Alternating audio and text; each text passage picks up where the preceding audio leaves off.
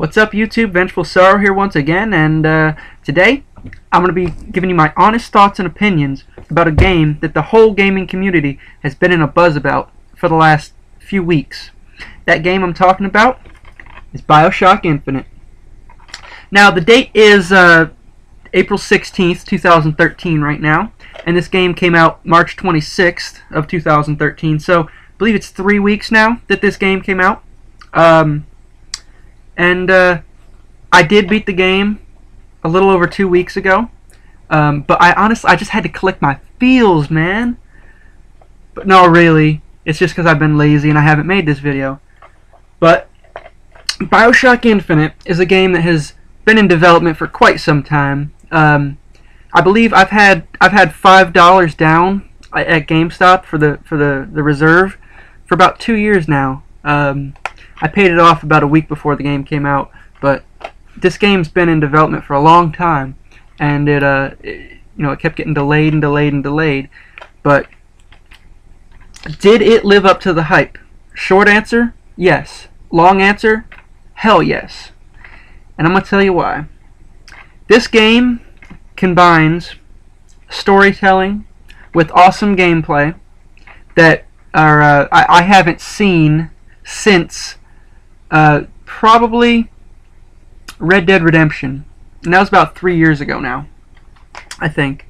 So this game is a game of the generation, you could say. It's a very emotional game, a game which you will get sucked into it. You will not want to stop playing. I'm actually disappointed in the fact that I work and I couldn't just play the game straight.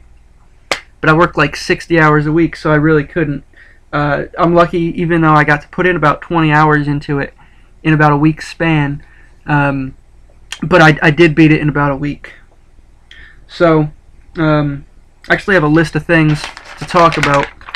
So, there's a lot of stuff to talk about, so I can't quite remember it all. But if you just bear with me, I'm going to try to get to everything.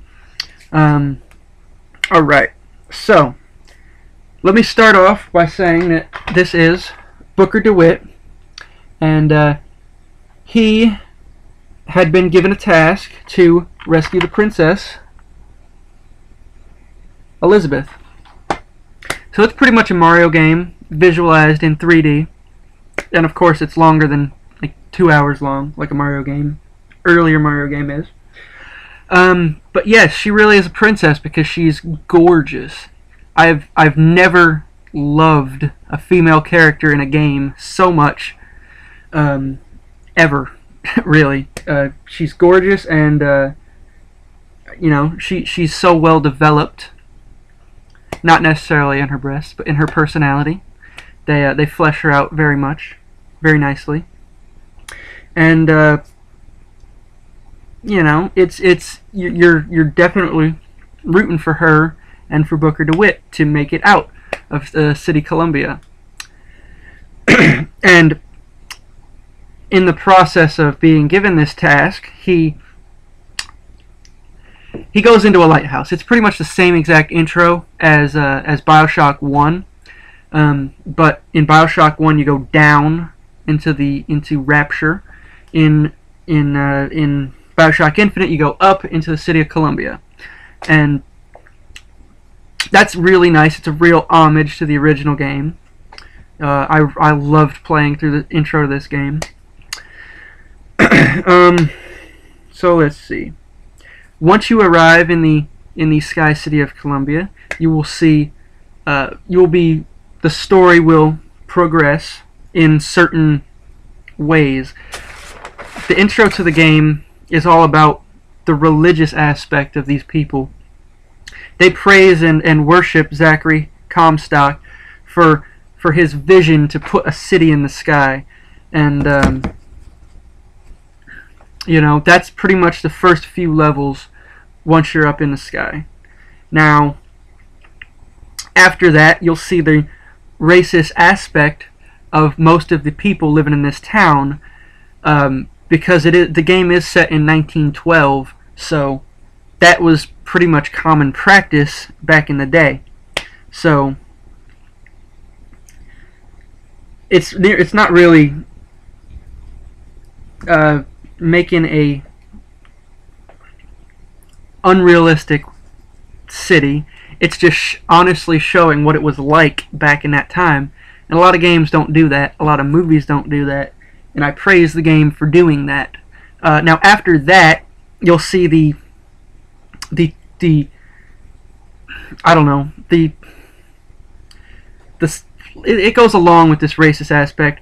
There's pretty much slaves up in the city of Columbia. Like I said, this guy, he puts the city up in the sky to get away from American law, and he pretty much has slaves.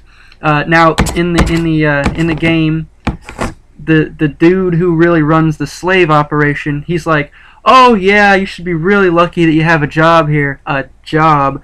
But you find out that they're not paid in money, they're paid in coupons, and those coupons are only available at this guy's store, and he only gives you enough coupons to live on.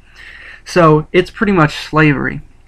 And it's not just black people who are enslaved in this game. Everybody's a slave. Pretty much every single non-aristocratic person's a slave in this game, which is pretty much true for society today. If you're not rich, you're a slave working for someone else, which is pretty much what this game is trying to say. Not exactly that, but that's a part of it, because this game hits on a lot of points. Now, let me talk about some of the things that are the same as the previous BioShock games. There's lots of loot. You're going to want to search everything. This game might as well have been called Loot Everything, because pretty much every room you go into, like, the first thing I looked for was loot. Like, oh, let me see if I can find a voxophone or some gear or some money or something like that. But there's lots of loot. Speaking of voxophones and gear, the gear is like, you've got 4 pieces of clothes. You got your hat, your shirt, your pants, and your boots. And you can have one of each of those pieces activated at all times. So you can have 4 pieces of gear on at all times. Like, for instance, let's say the hat gives you extra vigor power, or the shirt gives you, bonus melee damage or some shit like that. They give you bonuses. Now, they're not amazing bonuses, but they do help you throughout the game. Let's see. Yeah, so the voxophones, they're like the audio logs of the previous games. It's an older style. You can tell that they went to try to make it be like 1912, because it's like you can hear the audio pops in the background of the voxophones. But that's pretty much the same. Most of your story comes from those audio logs, so you're gonna want to find them. It's more than just an achievement in this game. It's a bonus for the story. If you miss one, you're gonna be hitting yourself on the head, because you're like, fuck, I could have found out what happened with Daisy Fitzroy or Jeremiah Fink or some of those people. You want to know what happens in this game. Alright, so like I said, Vigors, it's pretty much the plasmid of this game. It's the same exact thing. You've got your lightning, you've got your fireball, you've got your murder of crows, which I think is new, which is pretty much you shoot out crows and they stun your enemy while you have the chance to shoot them. There's this one really cool one where you shoot out water, and because all of these vigors have a secondary function. I think it's if you hold the button and then release, it shoots out a trap, or most of them shoot out a trap, but their secondary feature is activated by holding and releasing, I think. Most of them have a trap, like the shock jockey. You hold it, release it, and it sets a trap, like a tripwire of electric shock, which you set enough of them, they can't run through because they'll die first. Now, really neat with that water one, I forget the name of it, but it's really cool. The name's cool, yeah.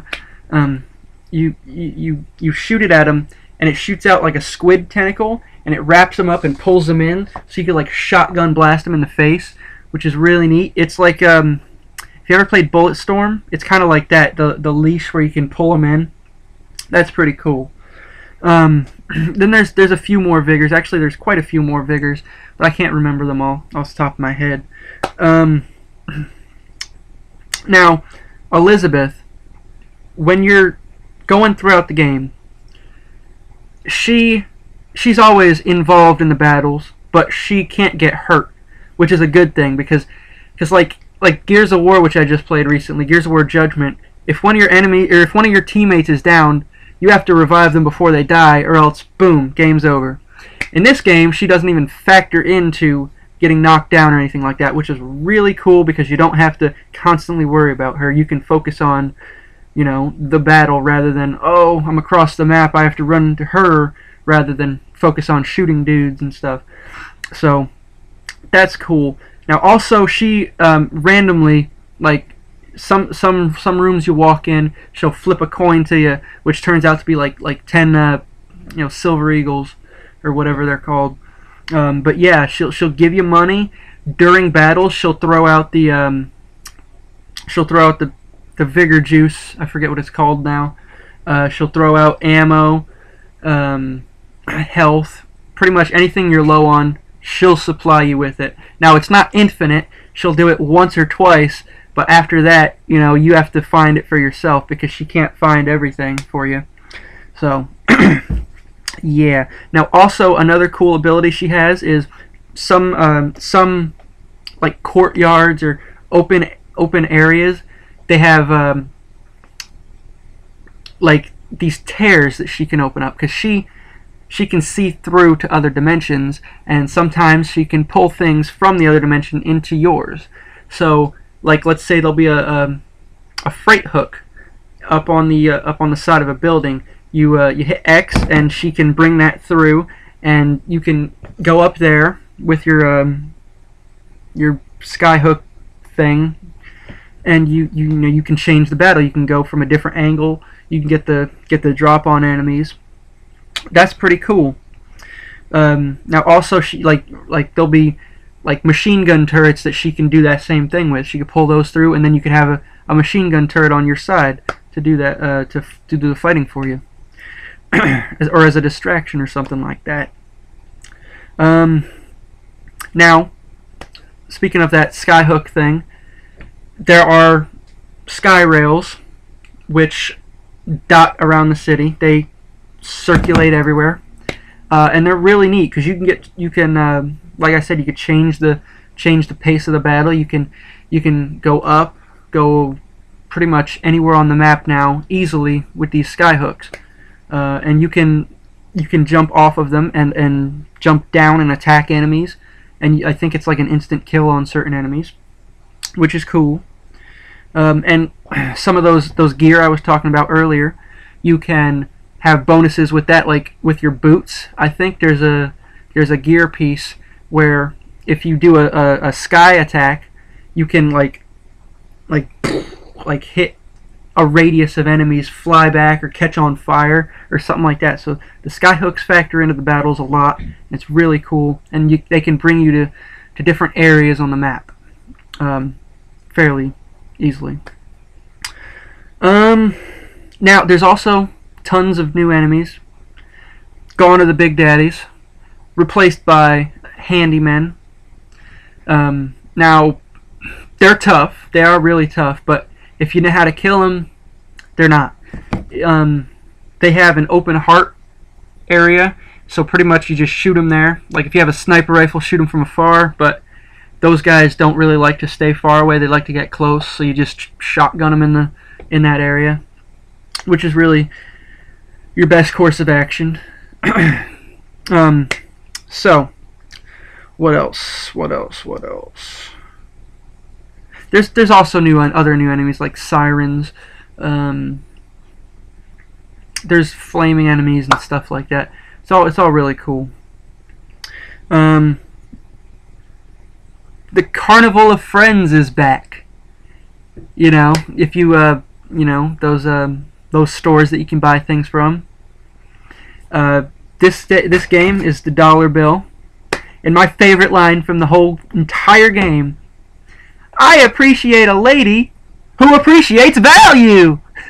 I just love that line. I can't get enough of it. So that's that.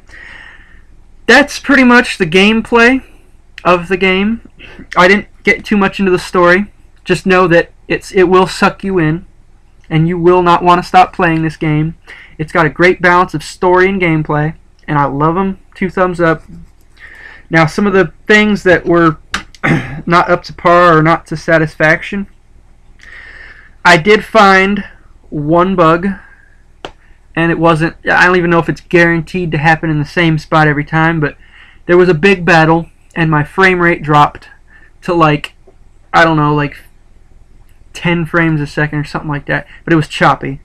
And it only happened for like 10 seconds, or 5 or 10 seconds. It was not long, but that is the only bug that I found.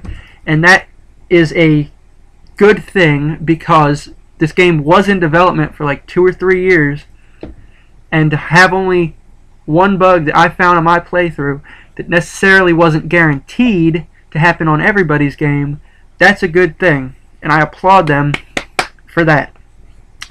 Now, the one complaint I have with the gameplay is near the end of the game, for like the last couple battles that you have, it is pretty repetitive. The battles themselves are of epic proportions, but it gets kind of repetitive near the end in terms of burping, in terms of gameplay. But that's not necessarily bad. It's just presented in a different way. So that's that. So that's my thoughts and opinions on BioShock Infinite. Sorry, I'm getting it to you late. But in hindsight of the future, it doesn't really matter, because 2 weeks from now you could be viewing this as if as if I had uploaded it a month ago, and it would have not even mattered. So here's the video for you. Thank you for watching, and I'll see you next time.